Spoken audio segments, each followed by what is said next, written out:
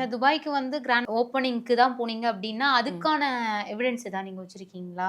நான் வச்சிருக்கேனே. நான் அதுக்காக தான் நான் போனேன். நான் அங்க போனேன் அப்டின்றதுக்கு தான் அந்த அந்த கிட்டத்தட்ட ஒரு ட்ரெஸ்ல ஒரு தான் 6 மந்த் ஏதோ ஆ. வந்து அக்ரீமெண்ட் மாரி போட்டு போவீங்க. அவர காட்ட சொல்லுங்க. அக்ரீமெண்ட் காட்ட சொல்லுங்க அவர.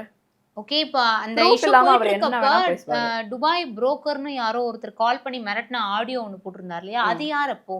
அதுல வந்துட்டு அவரு வந்து என் பேர் ஏதாவது மென்ஷன் பண்ணியிருக்காரா? ஆலிவியா அப்டின்னு ஏதாவது அவரு மென்ஷன் இல்ல நேம் பண்ணியிருக்காரா? எதுவும் வரல. ஆ. பட் இருந்தாலும் இந்த மாதிரியான விஷயங்கள பத்தி பேசுற மாரியான ஒரு ஆடியோ. ஸோ இது ம். யாரு? என்ன? சோ அவர் இது வந்து அவரோட ஃபிரெண்ட்ஸ் வச்சு கூட அவர் பண்ணியிருக்கலாமே!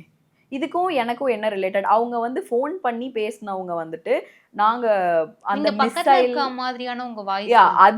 அது வந்துட்டு அதுல நான் இருந்தேன். அது வந்து என்னன்னா, இவரு எனக்கு கால் பண்ணி again he started threatening me. எனக்கு கால்ஸ் நான் கூட என்னோட ரீல்ல கூட நான் போஸ்ட் பண்ணியிருப்பேன். எனக்கு கன்டினியூஸா கால் வந்துட்டு இருக்க மாரி. அதுல எனக்கு கால் பண்ணி இவரு த்ரெட்டன் பண்ணிட்டே இருந்தாரு. இத நான் போஸ்ட் பண்ணிருவேன், இத நான் போஸ்ட் பண்ணிருவேன், இத நான் போஸ்ட் பண்ணிருவேன். இவரு அந்த அந்த சவுத் இண்டியன் அந்த சாரி கட்டியிருந்ததுல அந்த வீடியோ கால் அந்த ப்ரூஃப்லாம் இருக்குல்ல, அந்த ஆடியோ அதெல்லாம் நான் போஸ்ட் பண்ணிருவேன் த்ரெட்டன் பண்ணிட்டு இருந்தாரு.